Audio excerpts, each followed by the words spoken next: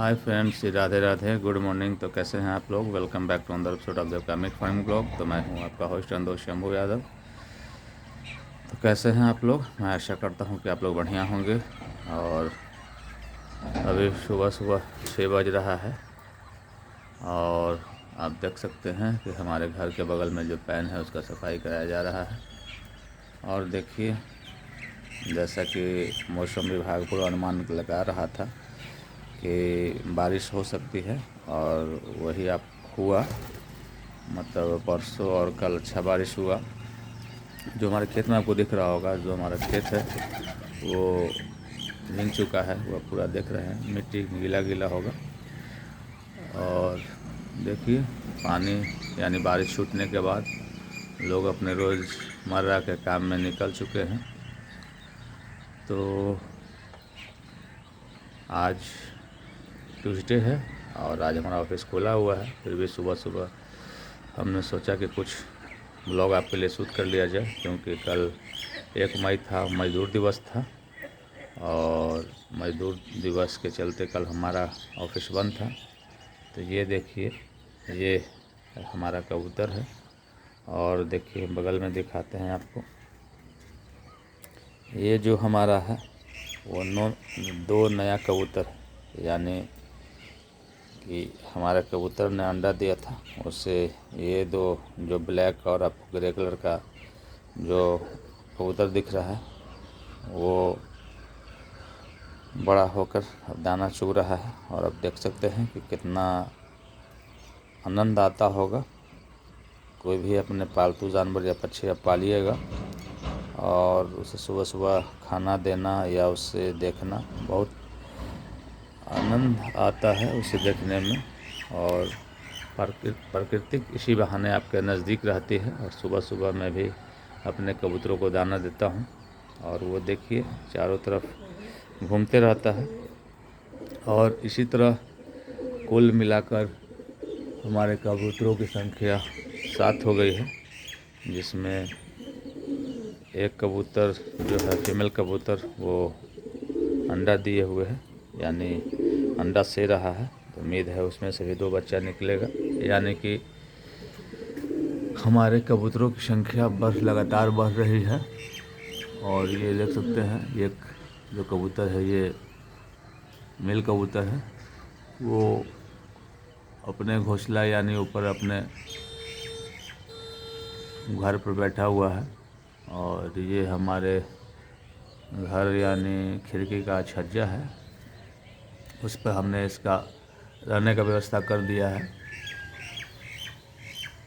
तो जैसा कि हमने पुराने वीडियो में आप लोगों को बताया होगा कि एक समय मैं हतोत्साहित हो गया था, यानी कि दुखी हो गया था, क्योंकि मेरे कबूतर बच्चा नहीं दे रहे थे, यानी अंडा नहीं दे रहे थे। अंडा दे भी रहे थे तो उनका अंडा ख़राब हो जा रहा था। फिर धीरे धीरे कबूतरों ने अंडा देने के बाद उसका बच्चा भी तैयार होने लगा। और धीरे धीरे देखिए लोगों का संख्या बढ़ने लगा। और आप देख सकते हैं ये पक्षी रहने से आपको कीड़े मकोड़े जो होते हैं आपका, वो आपको चुन चुन कर खा जाते हैं। आप देखिए ये कोने में जो भी कीड़े मकोड़े हैं उसे वो खा रहे हैं। तो मेरे ब्लॉग बनाने और ये सूचना देने का मकसद ये था कि आप कभी भी दुखी नहीं हो, यानी कोई भी काम को थोड़ा समय देंगे तब उसमें बेनिफिट होगा, उसका एक्सपीरियंस होगा, तब आपको फ़ायदा होगा। आप तुरंत चाहिएगा कि मैं कोई धंधा शुरू करूं और उसमें फ़ायदा मिलने लगे, तो ऐसा नहीं होता है, क्योंकि उसके लिए कुछ समय देना पड़ेगा, धीरे धीरे कुछ एक्सपीरियंस अनुभव प्राप्त करना होगा, तब जाके फ़ायदा शुरू होता है। क्योंकि बहुत सारे युवक जो हैं आज की डेट में वो तुरंत चाहते हैं कि मैंने कोई प्लांट लगाया या कोई बिजनेस शुरू किया और तुरंत मुझे उसका फ़ायदा मिलने लगे, मगर ऐसा होता नहीं है। तो यही मेन मकसद या मेन मोटो हमारे ब्लॉग बनाने का है कि आप कोई भी बिजनेस करें तो तुरंत घबराएं नहीं, कुछ समय दें, ताकि कुछ समय दीजिएगा तभी उसका रिज़ल्ट आएगा। क्योंकि आप छोटा सा एग्जांपल सोचिए, कोई भी पेड़ लगाते हैं तो आज ही लगाते हैं और कल से उसमें फल आना शुरू नहीं होता है, उसे साल 2 साल समय देना पड़ता है। तो उसी प्रकार किसी बिजनेस को स्टार्ट कीजिएगा, किसी भी फॉर्म को आप स्टार्ट कीजिएगा तो कुछ समय देना होगा, उसके बाद धीरे धीरे उसमें प्रोग्रेस होगा। तो यही सब कुछ जानकारी था। और देखिए हमने ये धान दिया था दाना के रूप में, और ये धान भी बड़े चाव से ये लोग खाते हैं, ये जो हमारे कबूतर हैं।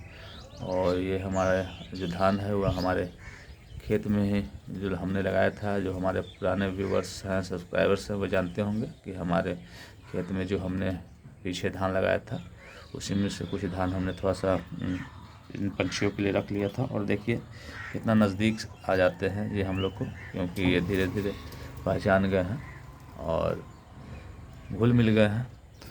तो यही सब हमारा मेन मोटिव था कि बरसात आ गया है और बरसात में खेत में पानी लग जाता है और पक्षियों के दाना का अभाव हो जाता है, यानी दाना का कमी हो जाता है। तो आप अपने रेलिंग पर या अपने छज्जे पर थोड़ा बहुत सुबह सुबह दाना, यानी कि एक आध मुट्ठी जो चावल का टुकड़ा है वो भी डाल दे सकते हैं, या कुछ भी जो जिससे पक्षियाँ खाना खा सकें। क्योंकि नेचर में हर चीज़ एक दूसरे से जुड़ा हुआ है, यानी हर इंटीग्रेटेड फार्मिंग जिसे कहते हैं कि हर एक चीज़ एक दूसरे को पूरक है।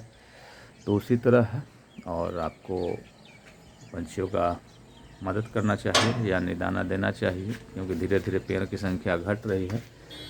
और देखिए एक कबूतर हमारा ऊपर है, यानी कि वेंटिलेटर पर अपना घोंसला बना लिया है। तो धीरे धीरे वेंटिलेटर भी ख़त्म हो चुका है, क्योंकि पहले लोग वेंटिलेटर बनाते थे, मगर जब से एसी का उपयोग होने लगा है, एसी का प्रयोग होने लगा है, तो वेंटिलेटर का चलन भी धीरे धीरे ख़त्म हो गया है। तो इसी के साथ हर बार की तरह इस बार भी आप लोग से रिक्वेस्ट करना चाहूँगा कि अगर आप लोग हमारे ब्लॉग पर पहली बार जुड़ रहे हैं तो इसे सब्सक्राइब करें, साथ में बेल आइकन ज़रूर दबाएं ताकि इस तरह का नोटिफिकेशन सबसे पहले आप लोग को मिल सके। और अगर हमारा ब्लॉग या वीडियो फेसबुक के माध्यम से देख रहे हैं तो इसे लाइक और शेयर करना ना भूलें। Thank you friends, Radhe Radhe.